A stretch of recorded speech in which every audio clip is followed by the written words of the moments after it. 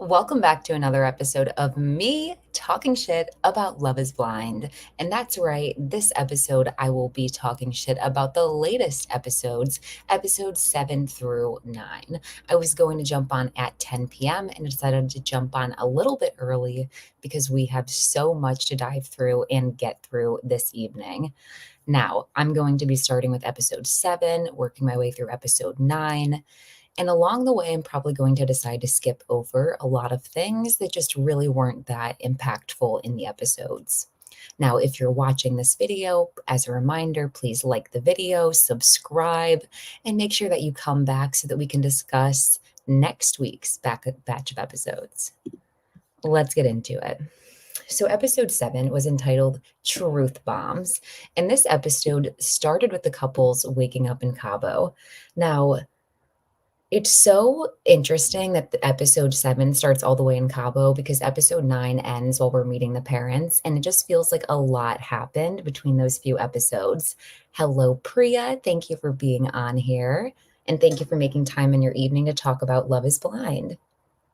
So, Marissa and Ramses are on a yacht, and she tells him that most of her friends are from the military. And it seems like that is a big part of her life. Now, Ramses does say later on in one of their conversations that he did not want to make Marissa's military experience the entirety of why he was getting to know her. And he really wanted to try to get to know her for her other traits. But I think that that should have, I feel like that's a moment for him where he may have been realizing that she still actively supports the military in some way, which we get to later on in the episodes. Bird, thank you for hopping on. Thank you for following my YouTube coverage and TikTok. So we start with Tim talking, and okay, in the beginning of the episode is a little bit cryptic because we don't know exactly what happened between Tim and Alex, but we do know that something happened. And Tim's feelings of the conversation is that it basically wasn't cool what happened between him and Alex, and he had every intention of leaving, but he is staying in order to try to make things work. Now, we were never shown what happened. And on one hand, I'm grateful for that because I do think that Love is Blind is often very exploitative of these couples. So if it was a moment that the two of them moved past, then I'm happy that it's not something that they have to have exploited. But we get very little context. So from the standpoint of being a viewer and not being like as empathetic as I am, it leaves us confused. It leaves us very confused as to what happened. And you hate to say like who was wrong in the situation, but we really just can't understand either's perspective without seeing anything that happened. So Tyler and Ashley are riding camels, and they talk about how they want to make Christmas ornaments together and how they want to host future parties. And this would have been a perfect time for Tyler to mention any of the prior Christmases he had or any of just his ongoing family traditions or talk to Ashley about his family. But it seems like he didn't from the conversation we find out later in episode 9.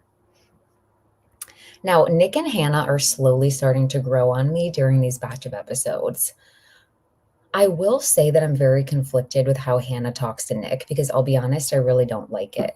Do I think that Nick is a little bit, what is it called when you are like purposely being ignorant to something? I think he's like a little bit like willfully ignorant to some stuff. And I think that that would be annoying for Hannah to constantly have to mother him on tasks that she's been doing. But I also think that sometimes she's just very curt, if not abrasive, or a little bit demeaning to Nick. So I don't enjoy that. But when they went bungee jumping, I enjoyed watching their interaction. I actually caught myself smiling a couple times at the screen. Okay, so Garrett and Taylor go see a glass blowing demonstration, and not really too much to say about them in this part of the episode. I do think that Garrett and Taylor are going to say yes on wedding day. I think that themselves and potentially Alex and Tim may be the only couples we see saying yes on wedding day, if I'm honest. Now, I need to talk about this conversation that Monica has with Steve in episode 7 because it feels like a precursor for something that happens later on in the episodes.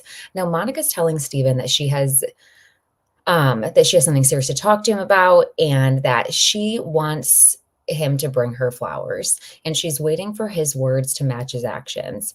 And it's clear for me that, it's not necessarily about the flowers for Monica.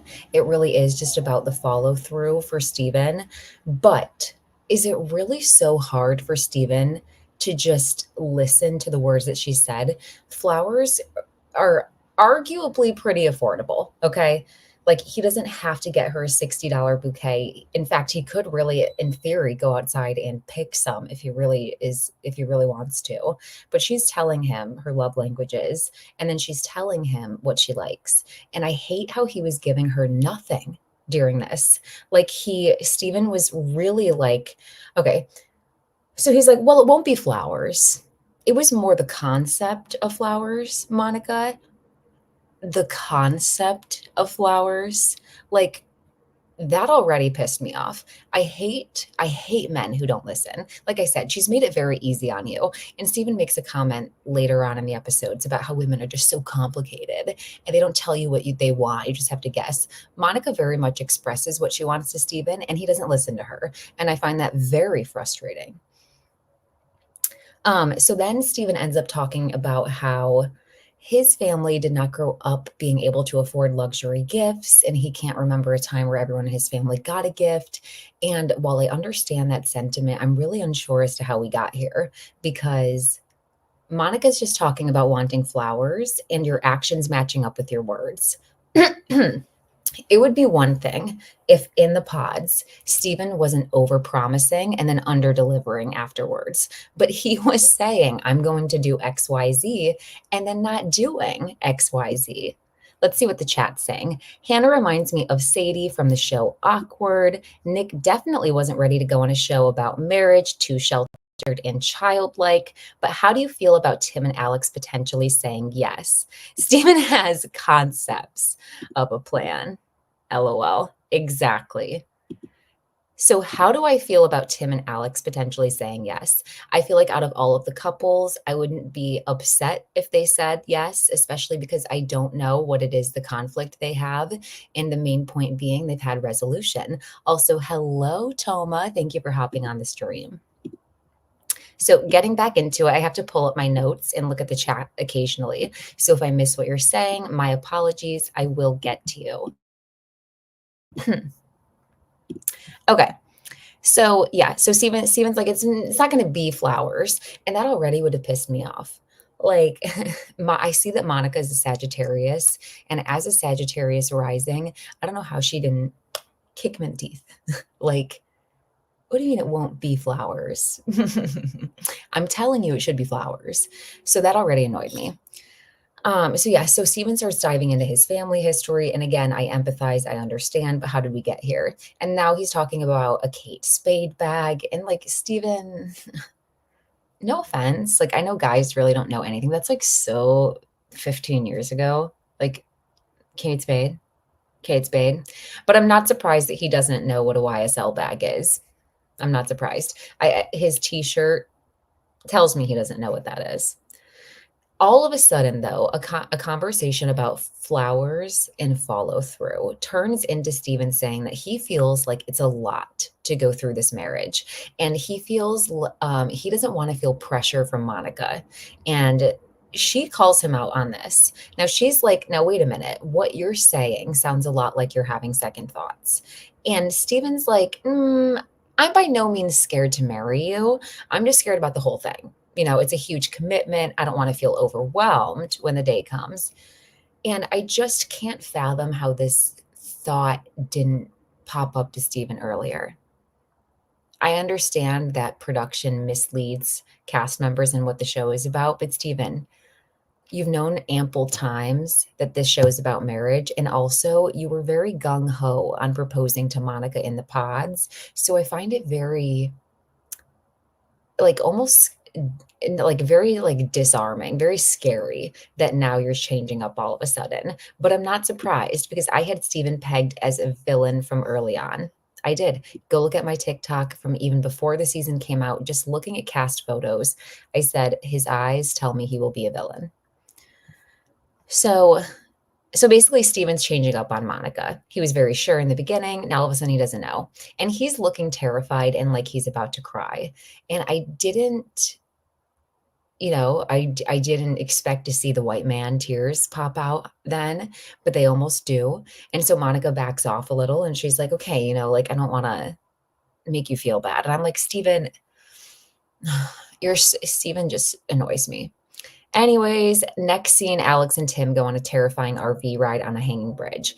Um, I'm gonna be honest, I can't get a read on Alex and Tim's connection. And it's because I can't tell whether Tim enjoys Alex's sense of humor or not, just because he's very hard to read with his facial expressions. So it seems sometimes like he doesn't. And then sometimes I also can't tell if Alex is joking. So I don't know if that's because we don't know her well, because we are obviously just viewers who are removed.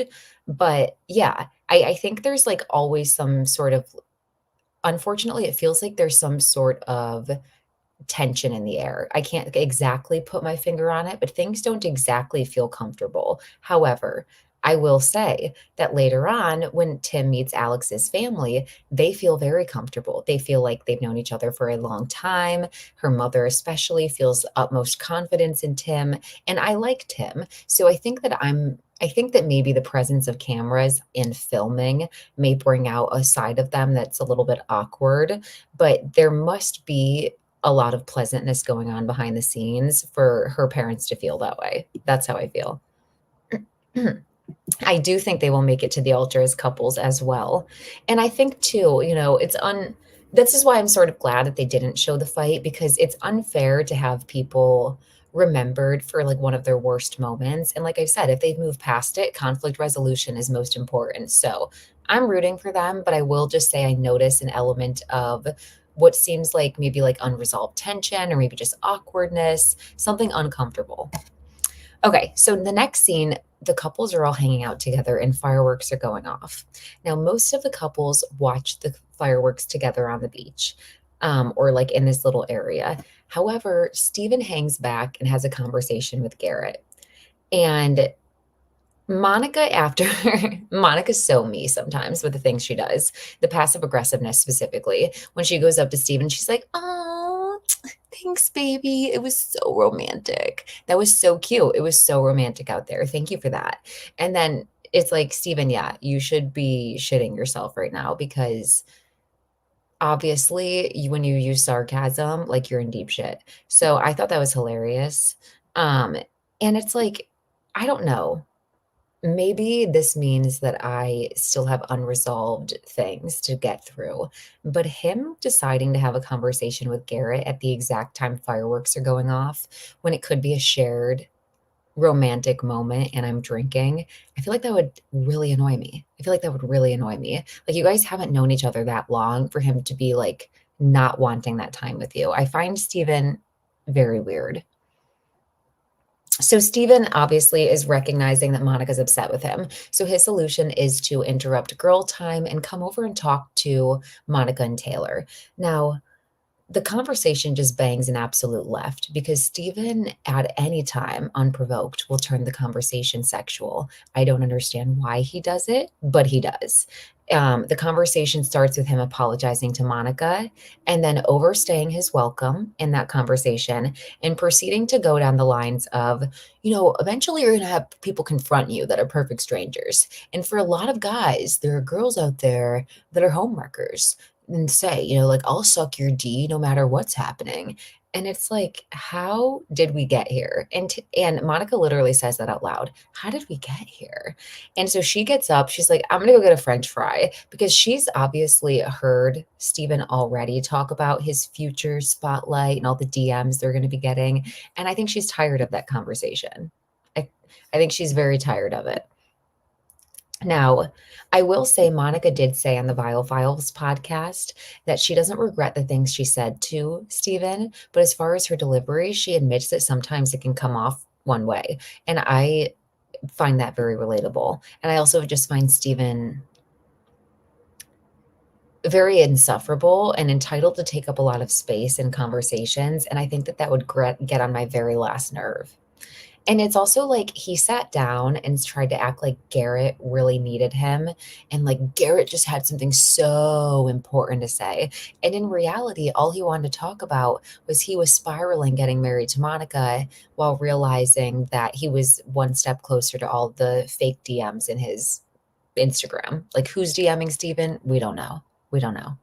So Stephen word vomits to Taylor about how there's going to be temptation and how he's never once questioned how he feels about Monica, which is just a bold-faced lie.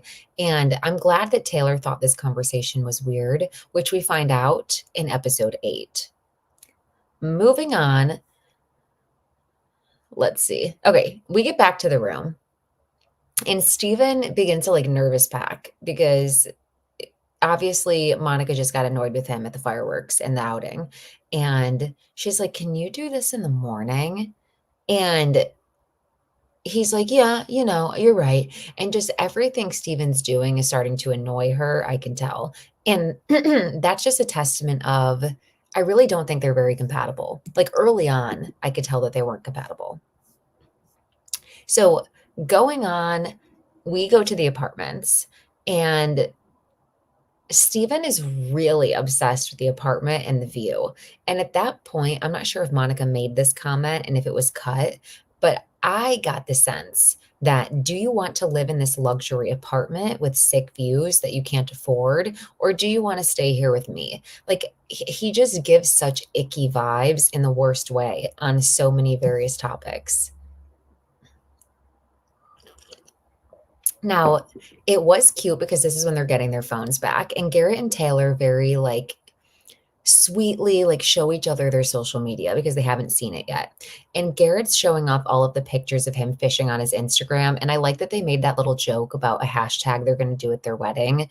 I'm surprisingly I'm finding them very sweet. My issue is Garrett made odd comments, and I've talked about this before. The comments that Garrett made when Taylor didn't want to share her mother's name or talk about her race was very strange. And it felt like Garrett was sort of implying that his preference was dating white women or just something that made me uncomfortable. And it made me wonder, you know, how is Taylor going to feel when she watches this back? And is she going to receive this as you came off a little or a lot racially insensitive? And I'm not saying there's no hope for Garrett. Hopefully he's able to grow. And I can definitely see Taylor, who's a very strong, confident, intelligent woman, checking Garrett, but like she shouldn't have to. And I just don't know if that will be hurtful for her to see that. But I will be honest, I really do like their connection. I just can't forget that Garrett had those feelings and made those comments. And it's also the fact that he called her, what word did he use? He implied that she was hiding something. He said that she was being calculating and like, "What are you hiding?" as soon as he found out that she wasn't white. And I didn't like that. That's all I'll say. But I do like them together. And I will admit that he has grown on me. Let's see what the comments are saying. I think Taylor's my favorite cast member this season. I hope Garrett doesn't mess it up. Yes, I like Taylor. Okay. So we meet Taylor. So Garrett and Taylor go to Garrett's house, and Taylor meets his parents, and she brings really sweet, personalized gifts for them. And I really like how affirming Taylor is to Garrett's family. She tells them, if I want Garrett to truly be happy. So if at the end of this, Garrett doesn't choose to be with me, then that will still make me happy because I want Garrett to prioritize himself. Oh my gosh, no, I didn't see that at Garrett's house. I did not notice that. Um, we find out at Garrett's family's house that Taylor's parents don't want to be on camera. They don't want to show their house. And Garrett's very respectful of this and doesn't push it or really ask any questions. It also seems like Garrett's family was really impressed with Taylor, impressed with her degree, impressed with how well spoken she is, impressed with how just mature she was. I think she is such a catch. And it seems like Garrett doesn't often bring people around his family. So I think his family was kind of shocked to see Garrett like so smitten over someone. So I liked their meeting. I think it was cute. I don't know how Garrett's parents will receive him moving to San Diego, especially since he's the bartender for every family dinner. But Garrett was very affirming to Taylor's friends that that's what he wants to do for Taylor. So I have a feeling that even if his parents disagree, Garrett's not really going to care. Now, moving on, because oh well to the Rams's cooking for Marissa, I feel like that wasn't. Oh no, actually, there was an important conversation here during this conversation. Okay, so this is where we start to get into the military stuff. So Ramses cooks for Marissa when she comes home from work. And after he cooks dinner, they sit down and have a conversation. And basically, they get on the topic of Christianity, religion, military. And we find out that um, Marissa was raised Mormon in the Mormon church. She left that religion, and now she doesn't really like constructed religion. Um, I think she I don't know. That's what I'm gonna leave it at that. I think that that's mostly what she said. She said that she used to think she would get married in a Mormon temple, but now she has issues surrounding religion and the principles they teach. Okay, this is what I wanted to add. I like that she called out Mormonism specifically for the principles around whiteness and her as a Black woman in the church and what that meant to her. I like that she added that sense. I feel like we haven't had conversations as realistic as Marissa and Ramses get in these next few episodes and a lot of prior seasons of Love is Blind. So Ramses says that he does believe in some traditional sense of a Christian God, and it seems like he's very open-minded to Marissa's beliefs. He does want some sort of religious component in the wedding for his mother's sake. And I think Marissa's response was that she wants God to take a back seat, but I don't think that she was opposed to a prayer for Ramses's mother. Now, Marissa talks about feeling icky when she thinks back on the brainwashing done in the military. And she adds that in some sense she still does support the military because we need the military.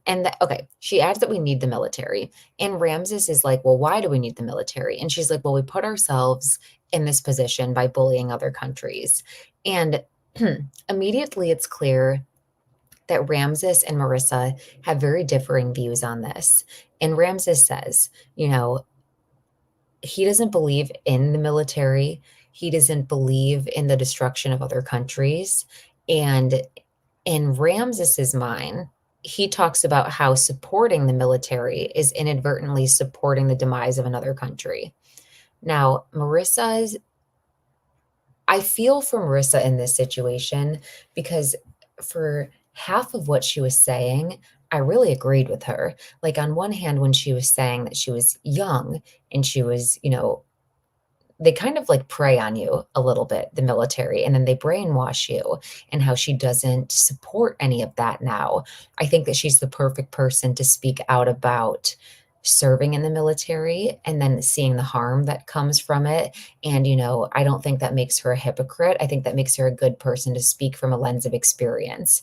But then to add also, I just need you to know, babe, that I still support the troops. It kind of blurs those lines of, well, do you support the military and the demise of other countries or not? So I feel for Marissa in the situation she's in. And I think that she was grappling with her involvement in that.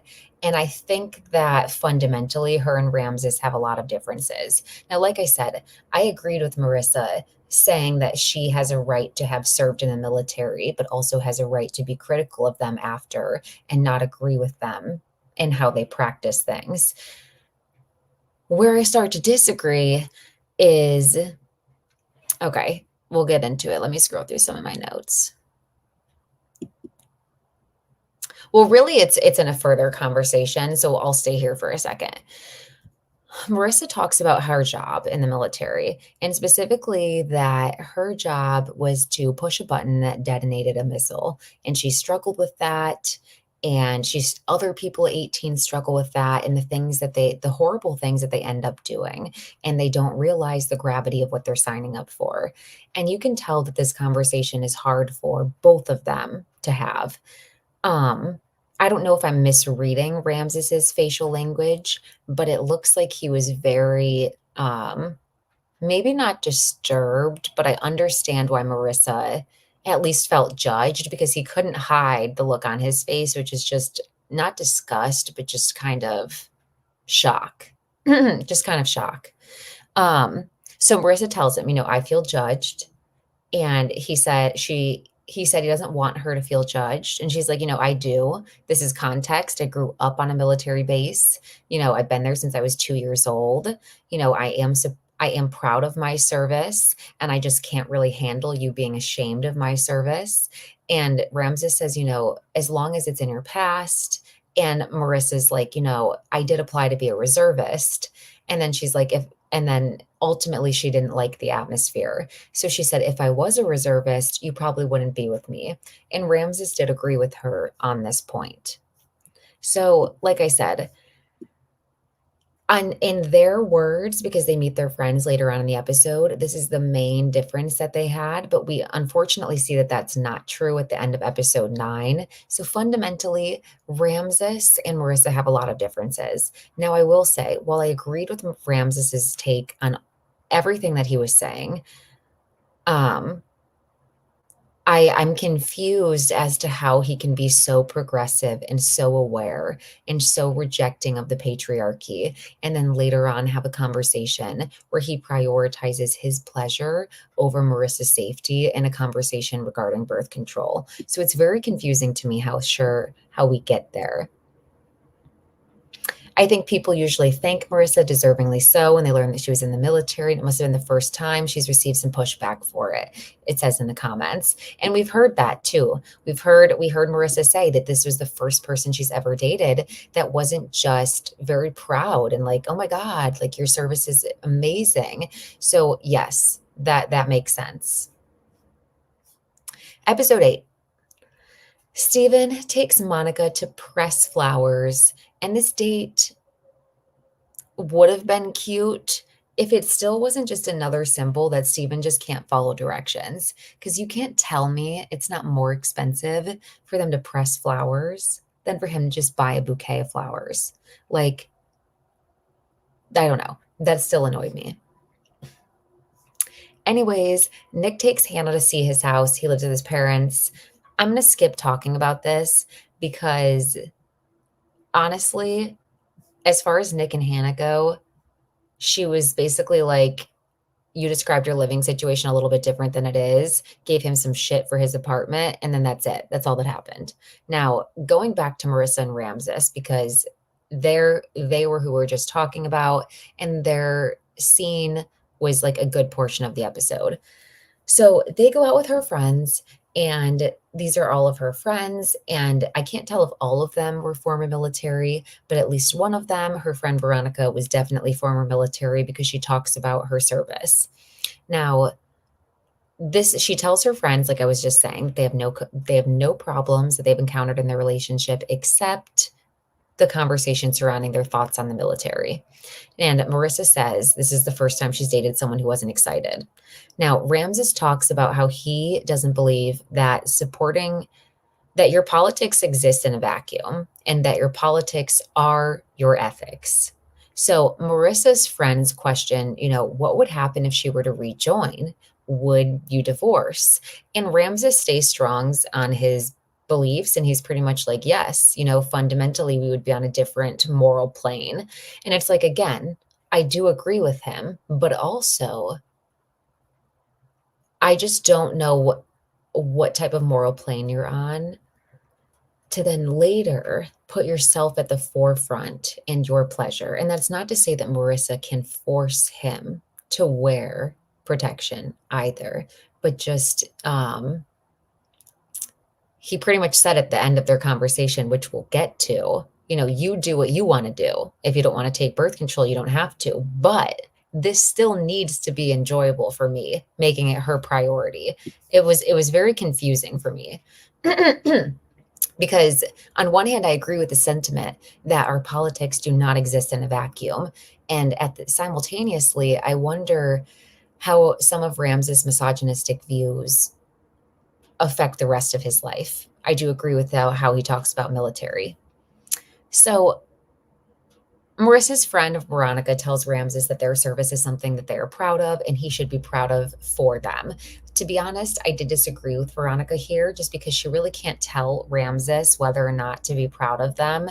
You can't really dictate whether or not someone's proud of you. So that was my opinion on that.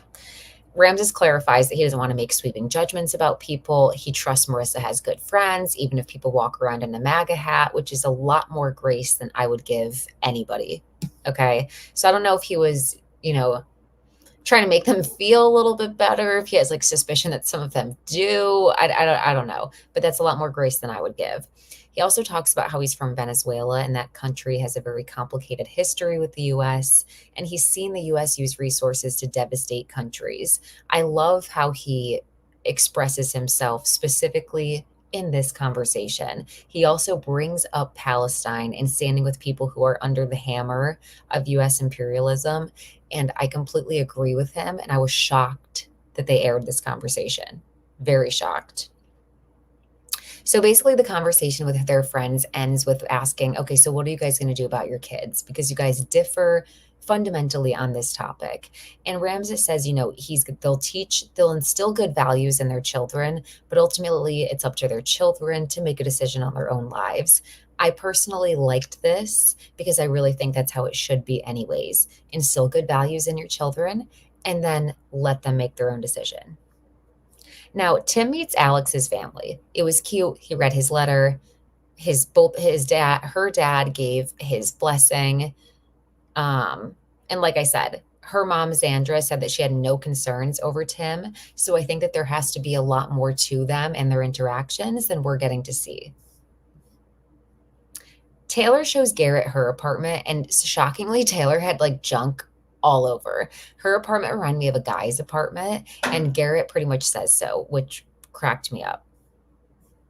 Now, moving on, Stephen and Monica talk because those are like minor parts of the episodes. And as stated in the beginning, I'm going to talk about the most important parts for sake of time. Let me take a drink of my tea. Now, Stephen starts this conversation by telling Monica that he's okay with her treating him like a piece of meat. And it should be asked, why is Stephen saying this? And I'll tell you my opinion. I believe that it's because they weren't having sex. And he felt like this was his bridge to that conversation. And everything Stephen says is inappropriate, and the way that he goes about it is inappropriate. And we find out that they're not having sex because Monica doesn't feel like it. And she, words it kind of crassly, but she doesn't feel like being intimate with him when he's not sure about getting married. And he's like, sure, but I'm a man. The wind blows. And I'm like, disgusting, immediately disgusting. You are almost a danger. I don't like that. He adds then, some women are complicated. And most women don't know their combinations. You have to figure them out.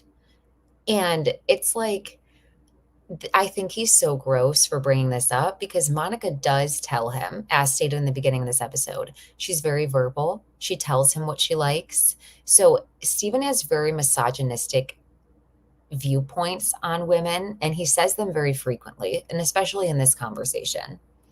Now, trigger warning for the next part because I find this comment to be a little bit violating. Now, Monica says, okay, well, if you want to know what I would like less butt stabs. And she prefaces that she's saving her butt for her husband. And it bothered me a lot that this was a boundary that Monica has created with Stephen. And he has accidentally done it anyways, multiple times. She identifies him as being a butt man. He doesn't disagree. And I just think that that's a violation. And I think it's echoing the entitlement that I said that Stephen has, not only to take up room in conversations, but just to women. And he goes into, out of nowhere, because after Monica says that she doesn't want the butt stabs, of course, his next thought is, well, don't worry, Monica. I could be sticking it in a pineapple or a bowl of macaroni and cheese. Like it's amazing how many things I could do it. And it's like, it's giving corn addict, it's giving nympho, it's giving seek help. I'm being very serious. I'm being very serious. This conversation is so concerning. To make it even more concerning, adding in the misogynistic, Stephen talks about how when a woman gives birth, it's the only time she's close to knowing what a man experiences when he has the common cold. Regardless of if he's kidding, another kick in the teeth.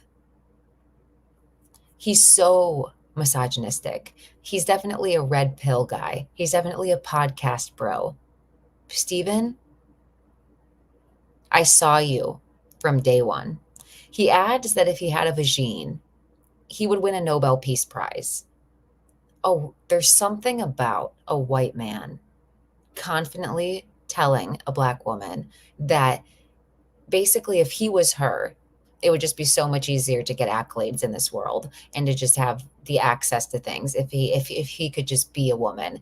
And I just hate Stephen. Like his privilege, his entitlement, the way that he talks, the way that he talks about women.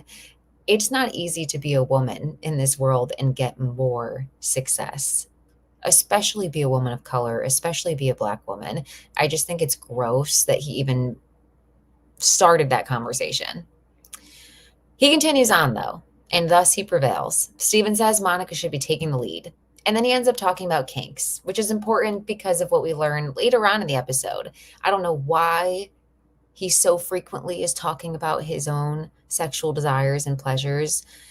I'll be honest, him and Monica did match each other's freak for a while on that. Like I said, she's kind of crass, but he is too much, especially now that he's not sure if he wants to marry her. So there's been a boundary and there's been a change in her desire. Now he's freaking me out. And on social media today, he's not giving remorseful. It's giving predator. It is, I think, Stephen. It's like Stephen or the bear. The bear, that question, man or the bear. So in this conversation, what I took away from it was Stephen basically said that he's not satisfied with Monica and he's a man with needs. And basically, if him and Monica aren't going to be having intimacy, then he's going to get it elsewhere, whether it's a bowl of macaroni and cheese, whether it's an apple pie, whether it's a bowl of sherbet, or whether it's Stephen and a woman during a sleep study. So at Hannah and Nick's apartment, Hannah ends up cleaning her apartment to get ready to meet her brother. But we find out that Hannah cleans every single day. She ends up berating Nick over his 401k, saying that she's more financially literate. And I understand Hannah's concerns, but she comes across very judgmental and very condescending. And when we meet Hannah's family, I think they're very aware of this. I do. I think that they're very aware of how Hannah acts. And it's very interesting because he's type B, Nick. We see her family, they're type B. And then Hannah is very type A. I don't know if she feels a lack of security with people who are very flexible with the things that they do or what's going on there, but there needs to be a little bit of therapy incorporated for sure. Because like I said, I understand her concerns, but it comes across very judgy and not in a very nice way. There's a kind way to talk about things, and there's a way to talk about things where you're constantly just putting someone down. And unfortunately for Hannah, it's the latter. Now, I will say, men who are willfully incompetent are annoying. So when Nick can't boil water, that is annoying. But does she need to do it herself? No. To be fair, if you want a competent partner, he could Google it on his own. He could learn those things. But if you want to cook together in the kitchen, just tell him what to do. If he doesn't remember it next time, honestly, then you're on your own. But She would have to, like, help Nick on these things and, like, teach him as she's doing it and vice versa, and I don't know that she's a great teacher or very kind doing that. Tyler meets Ashley's father. And basically Ashley's father, my main takeaway, he lies to her. He lies to Ashley's father pretty much because of what we know, okay? When Ashley's father compliments Ashley and says that she is the total package and a rider, that's the truth. That's the truth. That's my main takeaway. And I completely agree. Love Ashley. Love Ashley. I think it's very odd that Tyler could have mentioned his family, especially to start on a good foot when when her dad is very clear, this is my daughter, don't mess with her. I think he should have done that. And I I'll never understand his reasoning for why not. I'll never understand it. To lie to her father is almost a little bit unforgivable, unfortunately. In the next scene, though, Monica's talking to Taylor and crying. And immediately I'm like, what's happening? What's happening? And she's like, I'm shocked. I can't believe it. And Taylor's like, I did think it was weird when Steven brought that thing up in Mexico about getting his D sucked in a year. And I'm like, oh, Steven did something. Immediately I knew Steven did something, clearly. Monica tells Taylor she doesn't know where he slept last night because it wasn't at home. And he claims that he was at a sleep study. Why Steven would schedule a sleep study in the middle of a Love is Blind televised experience, I don't know. Isn't this work technically right now? Isn't this his work? Because he's getting paid to be on Love is Blind. So, like, did you give producers a doctor's note? Is there any proof you were there? But the funniest part is that as they're talking about him, Taylor's like, it's just so evil. Steven walks into the kitchen and like grabs like what looked like, don't quote me, but what looked like a bottle of alcohol. Like they're calling him evil. I thought he was not home. And then he walks in the room. I was like, he's here. He's here. He was hearing all of this. And I love it. I love that he's hearing it. So he goes in the fridge and he just walks right back out. I'm like, you know what? What? Pop a squat, Steven. Let's talk about you to your face. But make yourself at home. And it's like, I can't believe he was home for that conversation. Just absolutely hilarious. So Taylor removes herself, and I'm like, Taylor's such a real one because I didn't think she was going to be staying in that room and pop up out later. But I'm glad that her and Garrett stayed by. And I would have had a cup to the door, ears pressed. I would have been listening intently to every word. So Steven walks up to Monica and he's like, and he sits down, like crosses his hands like this. And she's like reading those text messages filled with those fetishes. And the Ming is disgusting.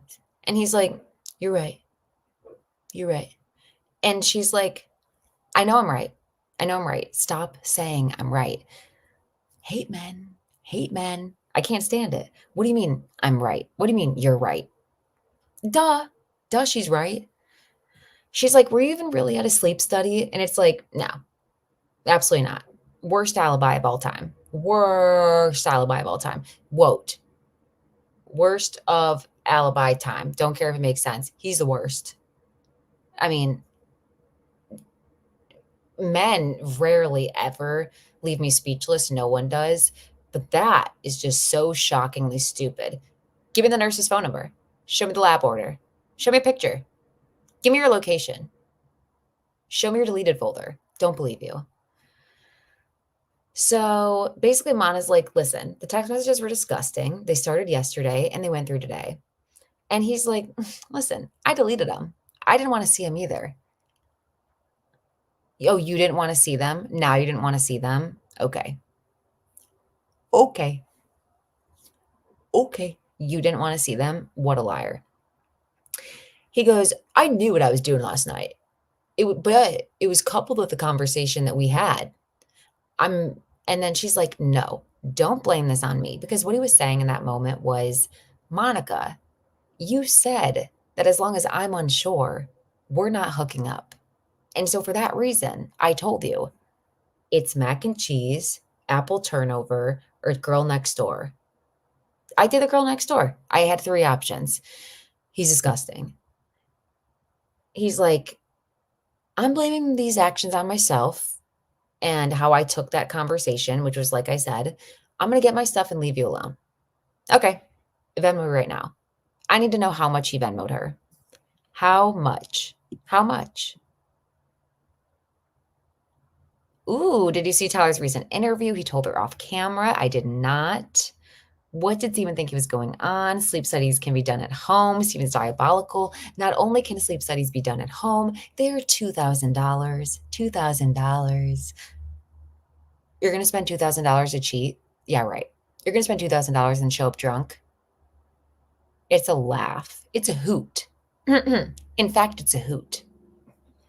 So I just want to know how much he Venmoed her. I also like appreciate Monica's savagery, just because at this current moment, Steven deserves nothing. So the fact that he lost his job and she's still like, give me my money is like, yeah, well, you deserve it. You deserve it. I hope you get all the DMs you needed. Monica says she's embarrassed she gave his heart to him. How could he plan to shake her dad's hand this weekend while he was literally making plans to cheat? Disgusting. Disgusting. And she's like, and it's like, it's so cringe. Like, I know he gave her the ick. Monica said that men give her the ick easily. Laying there in a sleeping bed, like, ooh, it's even worse when I believe your alibi. Oh, okay, with all these prods and trodes all over you, you're just texting it up. Okay. Okay. Okay, Steven. Okay. He should have said he was working security at a strip club or something. Like, you know, if you're going to come up with a bad lie, why not? Why not? Um, okay, so Steven's like, I will have to live with this. I'm truly sorry for hurting you, wasting your time, coming on this show. I shouldn't have come on this show. That made it so worse. I'm so sorry. That to be honest made it worse. And you want to know why? Because you came on here for a platform, an opportunity to sleep with someone, and no intention of getting married. You're deceitful. You lie with your full chest. You then switch up. You have so many unresolved issues, and you put yourself here for what?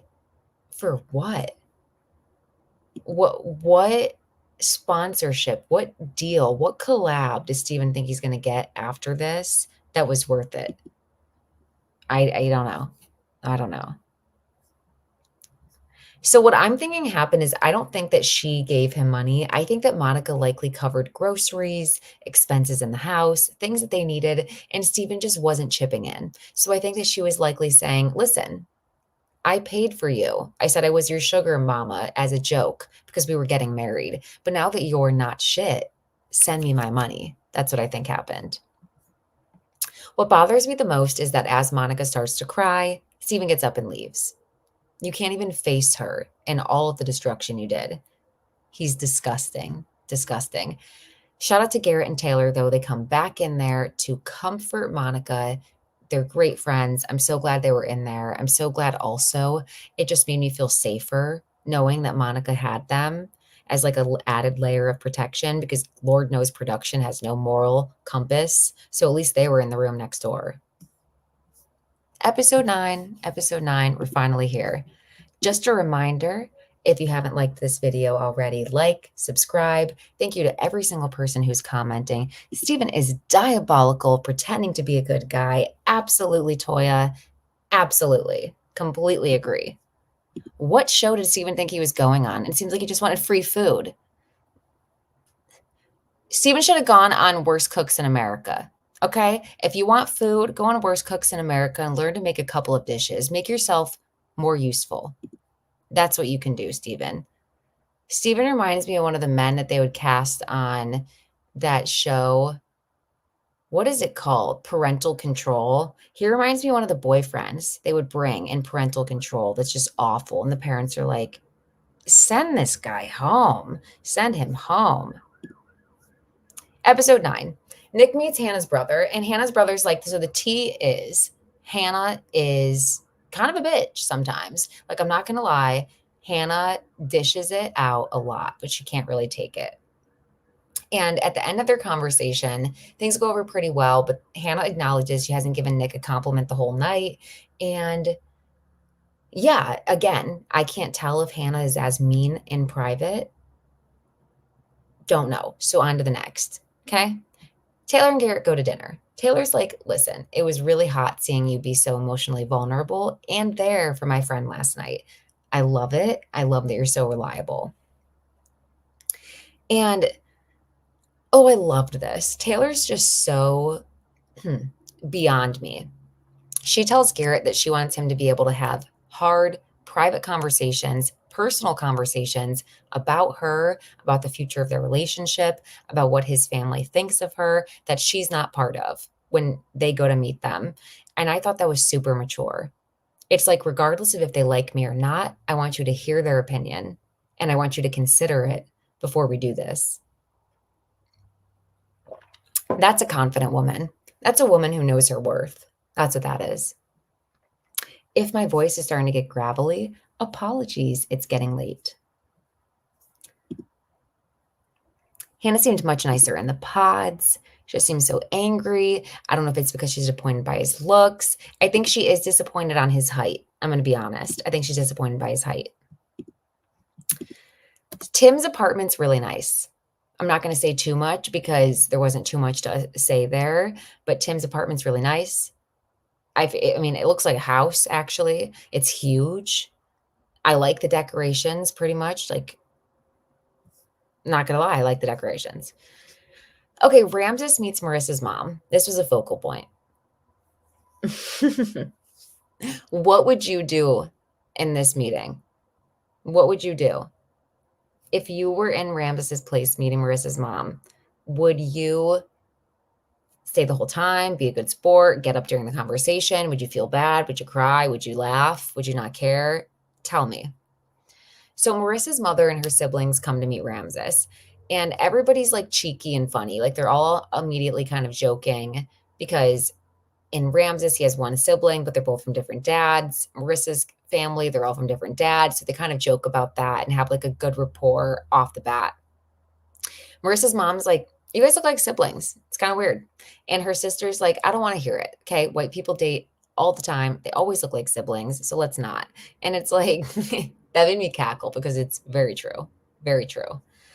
Marissa's mom eats Ramses up multiple times. I don't know what to say. She's like, Ramses, your fashion's kind of off. Okay. Whole 80s breakdancing thing, tail thing, Jerry curl, not feeling it. Do I think it's mean? Yes. Did it kind of make me laugh? Yes. Is that right? Probably not. That's my honest feelings. That's my honest feelings. Is that a nice thing to do? No. So Marissa's mom is like, so what is it that you like about Marissa? Because everyone likes Marissa. Everyone adores her. And he's basically like, blah, blah, blah. I like this. I like that. I honestly don't remember what he said, so that's why I'm not going into detail.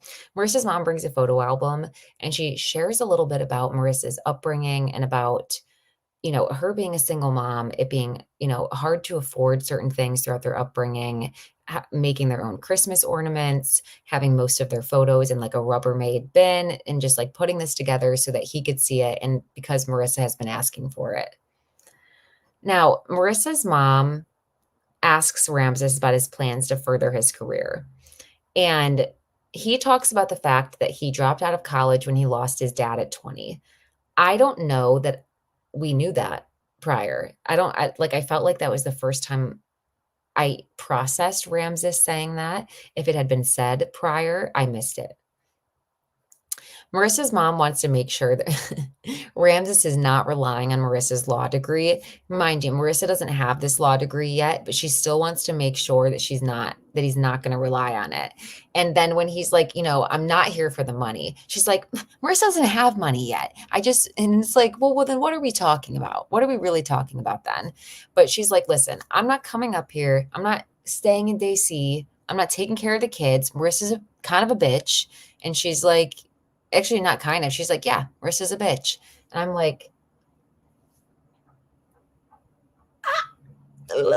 kind of funny. I mean, she's eating up everybody. I don't even know what to say. I don't know what to say. It was Marissa a bitch? I have no idea when she was a teenager. I don't know. Is she now? Absolutely not. I think Marissa's like the sweetest person that's in the pods, pretty much. Ramses talks about getting married young at 25, to which Marissa's mom retorts and says, you weren't young. And it's again, I know I should be taking this seriously, and people probably would like to hear, um, you know, more compassionate takes from me because I do typically give that, but I don't really know what to say. Like it's I one thing I do is acknowledge a sense of humor. And people often say that reality is funnier than something you could write in a script. And the things that Marissa's mom says is absolutely hilarious. Like, if you get your feelings hurt easily, LOL. And as someone who's had some friends who have moms like this, it kind of just makes me laugh. Like, I honestly think it's hysterical. I've also worked with the elderly since I was 16, my very first job. If you think that that's mean, don't work with the elderly, okay? Because they say the things. But yeah, I don't know what to say. She's like, young. You weren't young. And it's like, let me add one compassionate take. It would have been hard to get anywhere in this conversation as Ramses. Like, every time he tried to get a little bit of approval from Marissa's mom, she really didn't give that back. However, I do think that Marissa's mom has a very good bullshit meter. And I do think that sometimes when she said things to Ramses, she was kind of right. For example, she says, um, Ramses talks about the end of their relationship, and he said, I just didn't feel like it was fair to her to stay when we were both going in different directions religiously. And she's like, well, did you both agree? And he's like, yeah. And she's like, well, then you're kind of making yourself sound like a saint. You guys both agreed it was mutual. You didn't let her go. You didn't let her do anything. You guys agreed to separate. And it's like, would I have said that? It wouldn't have popped in my head. But like, is she right? Potentially. Potentially. Like, is she hard to win over? Yes. But was she right? Maybe, especially by the birth control conversation. So Marissa goes to the bathroom and her mom amps it up even more. And she's like, listen, if you love Marissa, then sign a prenup. If you love Marissa the way you say you love Marissa, it shouldn't be no big deal to sign one. She's been fucked over by everybody in her life, too many men, and she's not going to be fucked over by you. And to be fair, I understand. Like, I understand. You get one conversation with this person, you feel like this is insane. But yeah, Rams is like, yeah, I have no problem with that, which I felt like she really didn't want to hear. Like, she kind of thought that he was going to kind of like argue her down a little bit and she would get a little back and forth. But he was like, okay, yeah. Um, And Marissa's mom is like, I feel like I'm dealing with Marissa in high school or college when she was in love, but like, whatever, we're arguing. What you do on your wedding day doesn't matter because at the end of the day, I'm going to be there for Marissa.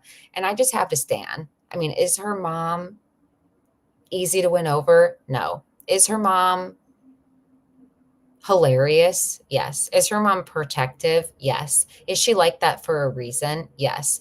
Does everybody, including myself, every one of us need therapy? Yes. But I appreciate Marissa's mom. I'm going to be honest. I know so many people are going to be like saying the opposite, but I think she saw the bullshit and I think that she didn't like it. That's what I think. Now, we'll see though. We'll see. I reserve the right to change my mind. Ramses is probably another Steven and Tyler. I I pray not, because it's like I love the work that he does and I love some of his takes. He just needs to realize that the thoughts on birth control are very misogynistic. It could go in a Johnny and Amy direction where he educates himself on that more, but it could go the opposite. Like, we'll see. The same way for Marissa. She could end up staying with Ramses and, pulling away from the military even further or not. It could go either way. So I just want to point out a couple of things about Nick meeting Hannah's family. First of all, Hannah's mom is in fact a smoke show. She was right. She was absolutely right. Okay. Second of all, now Nick says verbatim, he wants a strong woman, direct, someone to push him. Maybe him and Hannah will work out. Also, some men, I swear, some men low key have like a bit of like a humiliation kink. And I don't know if you ever watched the show Married to Medicine, but me and my best friend Bree, shout out Bree the Black Sheep, go listen to her podcast. We used to joke about Toya's husband and how he stood for his wife. It did not matter. Like people would be like, she talks to you terribly. He loved it. I think he low-key loved it. I think he low-key loved that she sometimes ate him up and ripped him to shreds. So I don't know. Maybe Nick enjoys it. I really can't tell. I really can't tell with Nick and Hannah. It's kind of giving King of Queens relationship if they were to get married. I will say Hannah's parents seem taken aback by how abrasive Hannah's being towards Nick so early on. Like some of the things that Hannah said, her parents were shocked by. But I can tell that Hannah's always a loose cannon, specifically because she mentioned sucking toes in front of her parents, which shocked me. Shocked me. She also openly admitted that she nitpicks Nick, and Hannah's mom said that she's overly critical of every man and she'd always find something. So, as stated, I think that they know how Hannah is. And I don't know where that's coming from. I would love to have an interview with Hannah and talk to her. Maybe she's done a lot of therapy to have some insight into that. But it's feeling like there's something going on with her being overly rigid because of having very relaxed parents. Because although a lot of people see that as a benefit, some people who need things very regimented, maybe that's something that gave her insecurity growing up. Now, Alex's place was a mess. When Tim went over there, I was like, this looks like a fashion content manager's house. She needs to open up a Poshmark tomorrow and a garage sale the day after, because now that she's an influencer and been on TV, I think people will buy those clothes. Heck, I'll go look. I'll go look. Now, when Garrett meets Taylor's friends, her friends are basically shocked to see Taylor so smitten. I love that word, smitten. They're shocked to see her so smitten because they've never seen her hold hands with someone or be expressive or even touch someone other than them as a friend group. So they're shocked to see her looking at someone with adoration. And they also like Garrett. And I also thought it was hilarious that they talk science. And it sort of reminded me of Lydia and Milton and their geekiness together. Like they were both very, very, very intelligent. That sort of reminds me of Taylor and Lydia. I love that word too. LOL. I'm glad I'm not alone. So, yep, Taylor's friends are shocked. He talks about how he's ready and willing to move to San Diego. Prior, he never would have dreamed of it. But right now, he loves Taylor enough that he would drop everything for her. Let's see. We will end here. Ramses and Marissa have a talk. And he starts the conversation by saying he's going to have to mentally prepare before a family outing. And like, to be fair, I get it. You need to get ready to be roasted.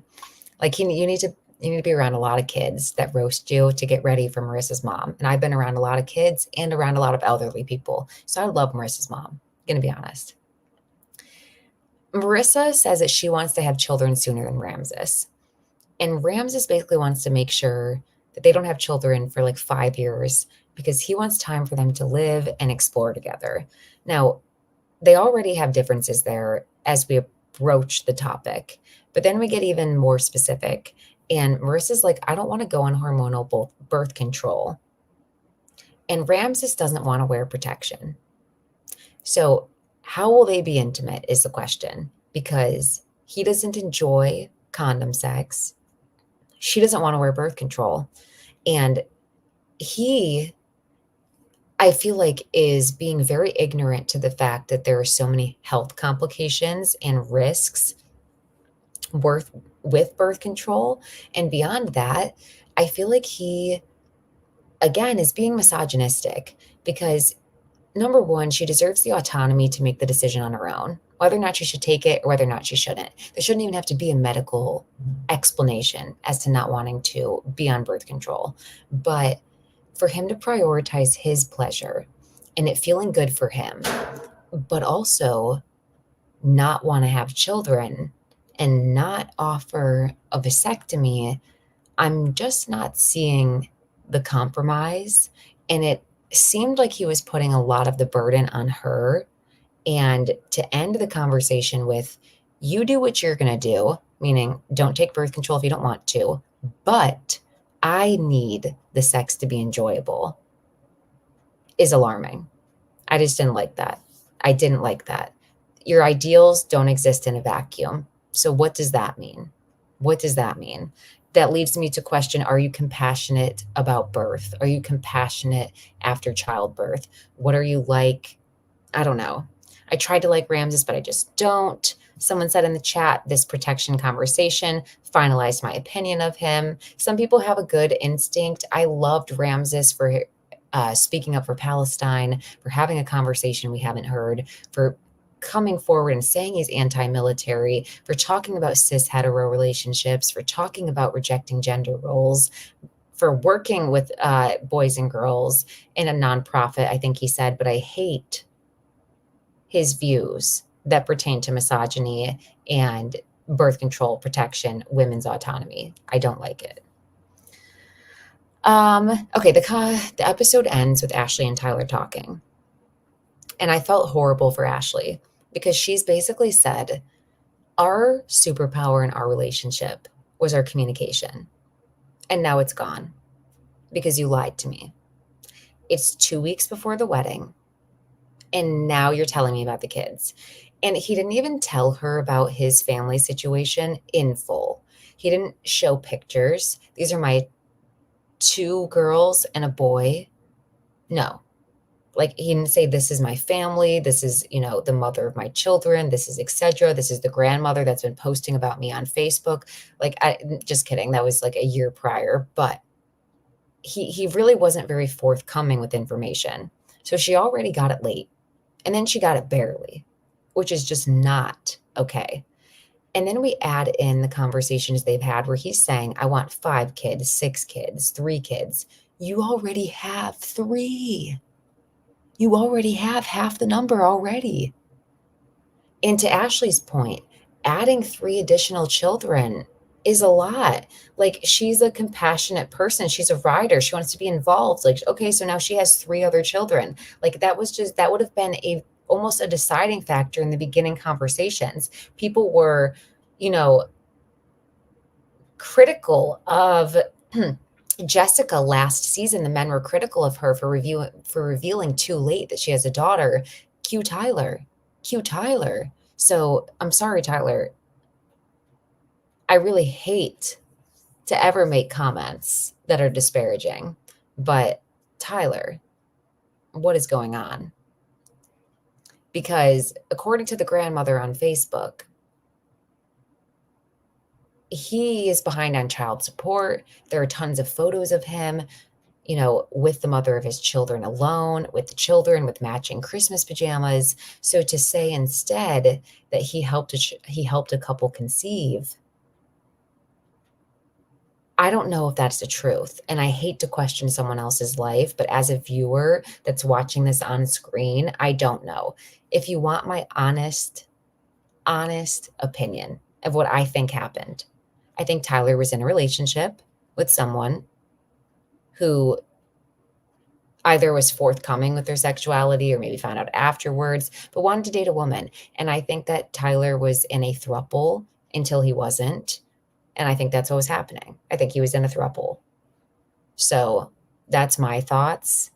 And if that's not the situation, I have no idea what the situation is. But as far as him just being a donor, he's either the best donor ever because he was at every single holiday, or, that's not the case. And the grandmother's been on Facebook, so I'm confused. That's it. That's everything. That's a wrap. Thank you to every single person who stayed on. Living Yaya, Priya, Toma, Bird, Toya, thank you everyone who's been commenting in the chat. I appreciate all of you. Thank you for talking about Love is Blind with me. I'm wrapping it up so I can save my voice and come on tomorrow and talk about even more reality TV. As always, like this video if you enjoyed this episode, and I will see you soon. Bye, everybody.